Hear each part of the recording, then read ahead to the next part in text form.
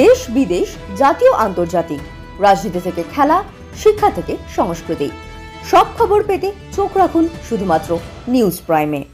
আমরা সত্যি লুকোই না, আমরা সত্যি দেখাই। Subscribe our channel for further updates. কর্মীদের সঙ্গে দেখা করতে অসুবিধা কি? মাইক ব্যবহার না করলে তো পারমিশন লাগে না। মাইক ব্যবহার করবো না, সবার সঙ্গে হাত মিলিয়ে আসবো, বিজয়া জানাবো, দীপাবলি জানাবো, এর জন্য কি পারমিশন লাগে নাকি? ধারা 163 তো নেই। ধারা 163 থাকলে 5-এর বেশি যাওয়া যাবে না। তো করতে দেন না, 2-3 মাস করবে।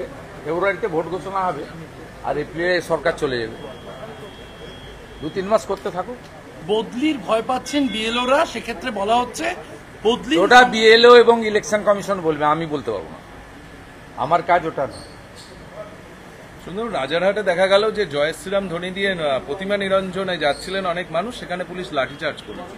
রাজারহাটে নাকি সব জায়গায় জোনাকি বাগচি, ও তো কদিন আগে এই তাপস চ্যাটার্জি যে এমএলএ, তাকে নিয়ে একটা পীর সাহেবের কাছে গিয়ে কি সব করছে। আমি তো, আমার কাছে ছবি আছে। পুরো মমতার পুলিশ পুরো ওটাই। আপনি যে মা কালীকে প্রিজন ভ্যানে তুলে নিয়ে যায়, আমরা এর আগে দেখেছি এরকম ঘটনার ক্ষেত্রে পুলিশ কমিটির সঙ্গে আলোচনা করে পবিত্রতার সঙ্গে প্রতিমা রিপ্লেসমেন্ট করে। যে প্রতিমা আছে তাকে হিন্দুদের দিয়ে তাই প্রতিমার যে নিরঞ্জন প্রক্রিয়া সনাতন সংস্কৃতিতে আছে সেটা করে।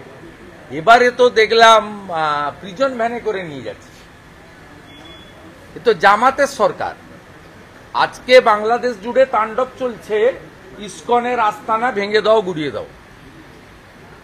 চট্টগ্রামে, ঢাকাতে আজকে মিছিল করছে। এখানে রাধারমণ কোথায়? মমতার রাধারমণ একটু বক্তৃতা করুন এবারে। Thank you.